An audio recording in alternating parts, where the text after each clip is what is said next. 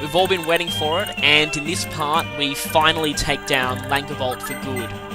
And I picked a good time to start doing this because YouTube has just recently increased its upload limits to 15 minutes rather than 10, which means I'm going to make this a special edition, longer than normal video. Just to give this epic moment in the story the treatment it deserves.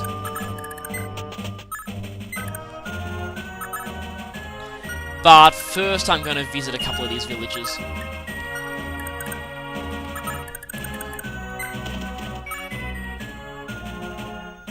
Every bit of gold helps when you've got a weapon that costs a fortune to repair.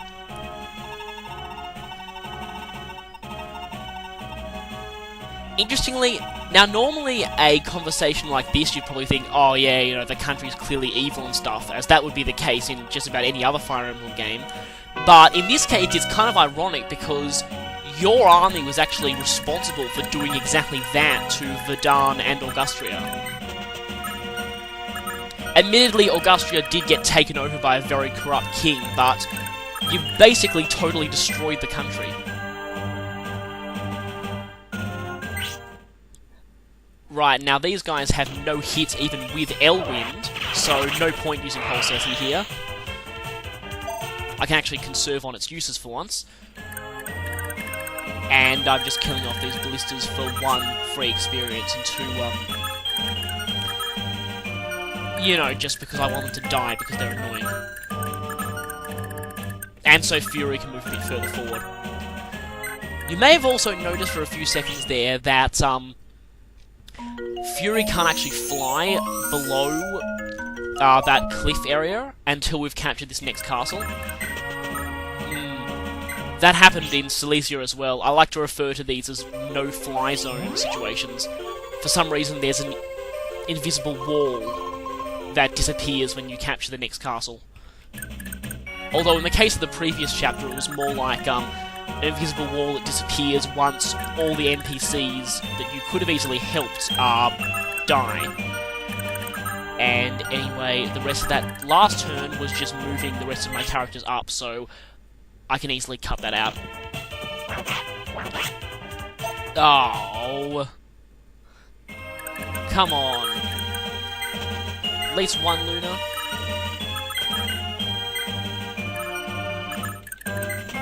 No, I don't want to do that. Yeah, I will stress that very few people can actually hurt Langobalt. And he will do an absolute crapload of damage back to you. Now, cutting again. Sure, there's a lot of cutting in this part. Just, you know, cutting out the boring bits so we can get to the fight. But this bit I want to show because finally, due to a lot of painful resetting in the arena, you don't see this on camera, but against the third opponent, I had to reset about 20 times before she actually beat him, but finally she is level 20 and ready to promote. Of course, I'm not actually going to be using her all that much, but, you know, it just feels satisfying just to get another character promoted, and it'll help for experience rank as well.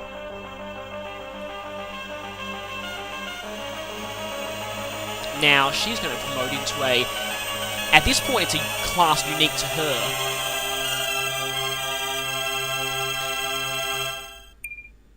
Yes, this class is Mage Fighter. She got a pretty big resistance boost there too. Basically, Mage Fighter is kind of like Azel's Mage Knight class, except on foot. So, mages who can also use swords, in most cases very, very, very badly. So, that's generally not that big an advantage. Unless it's a special sword that gives some kind of bonus.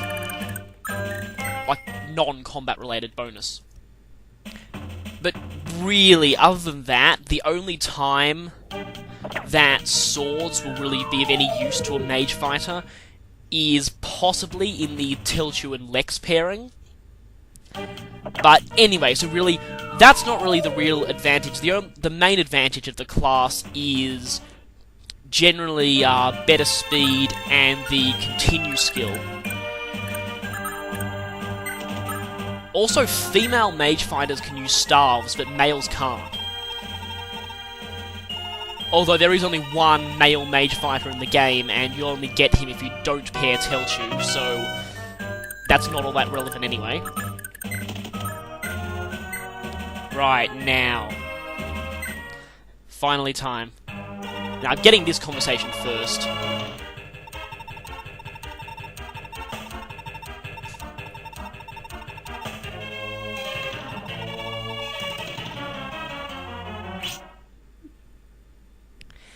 Yeah, you'll notice I was silent there because, yeah, I love these epic conversations, and I just would like to let whoever's watching this appreciate them. But anyway, Lex really can't do much, which is pretty damn impressive, actually, considering how insanely high his attack power is. But really, only Sigurd and Levin stand any chance of beating this guy. So you'll want to concentrate on attacking him with those two. Levin will destroy him very, very fast, like I have probably mentioned before. And one more thing that I should mention, the Swan Chinker, which is the legendary axe of the Dozzle family and Nareblood, which Lex can't actually use because he only has minor Nareblood. So he didn't quite inherit his father's full abilities. Anyway, the thing you really need to know about it is it functions like a hand axe in terms of the fact that it has 1 to 2 range. Which means you'll need to be a bit careful with your healers, because you don't want them taking that axe in the face.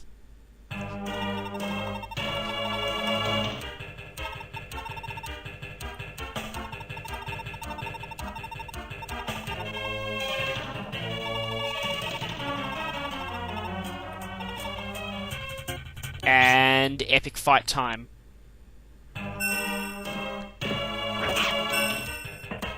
Certainly helps that Sigurd's legendary weapon has weapon triangle advantage. And yeah, like I said, yeah, Sigurd's pretty good against him. Now, like I was saying before, that you need to be careful with your healers, but of course, if you have Sigurd attack at the front of the castle, Edain can, or anyone really, can heal him from behind him without any worry, because I can't believe I haven't mentioned this, but the way castles are designed, the front is like 2 squares wide, and the sides are only 1 square wide.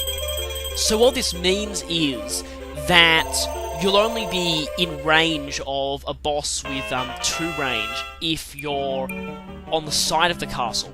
If you attack from the front, that's basically the same as close range, and anyone behind that is safe.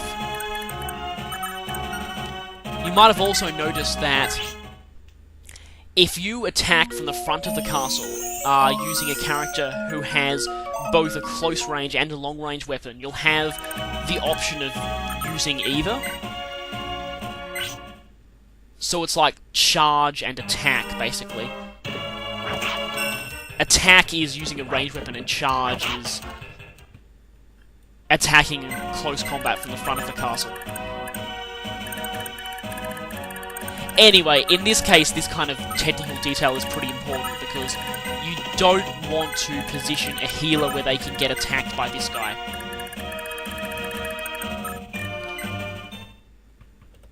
And yeah.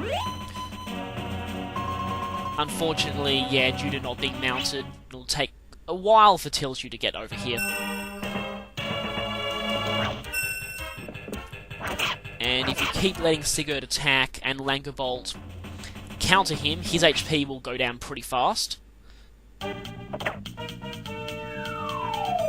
remember, he has great shields. Before defeating Langobalt and capturing the next castle, though, it's good to make sure that your characters are as far forward as possible, but not too far forward, as I realised to my cost in the next part.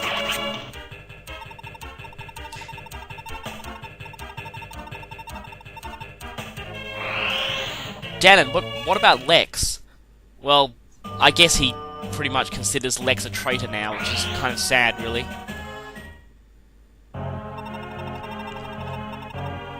Yeah, like I was saying before, enemies are going to spawn immediately after you capture this, and if you're not careful, they're going to be in range of you as soon as they appear.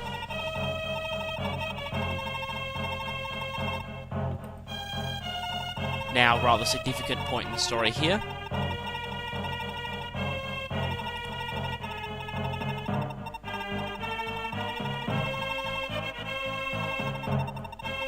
And if I'm not mistaken, this piece of music hasn't been heard anywhere in the game so far. In fact, this chapter actually has quite a few pieces of music that I don't think are used anywhere else. The whole soundtrack of this game is amazing, really, as I've said many times before.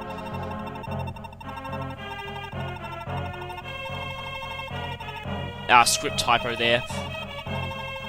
Go to where it's safe.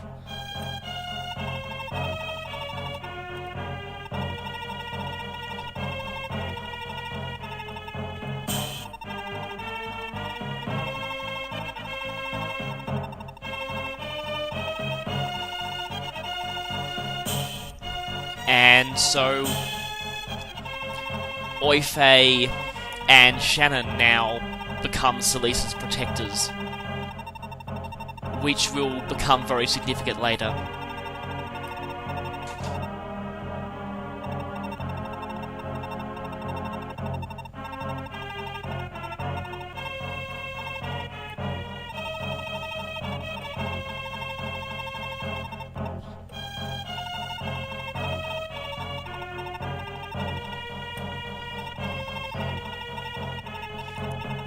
And like one of the villagers before said, the citizens of Isaac are waiting for their prince to return, so of course it would be a very good thing if Shannon went with them.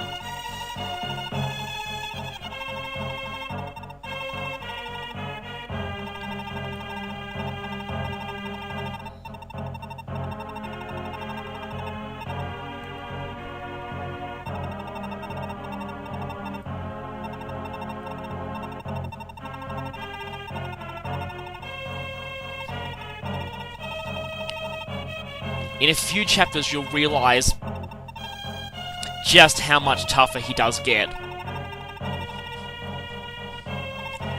But, yeah, that's later.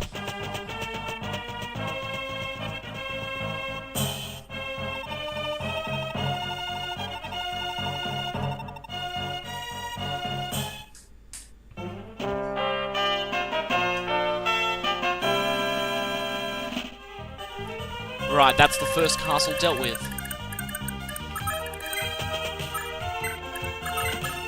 And it still gives us some time to get the stragglers over to where the main army is. Now, if you look at this unit screen, you'll notice that after capturing Lubeck, 3 more conversations can occur.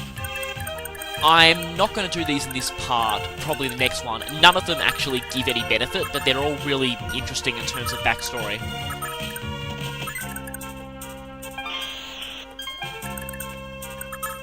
Don't want Lachesis all the way over here. At least she's mounted. Alright, so that's the end of Langobalt, but this chapter's far from over.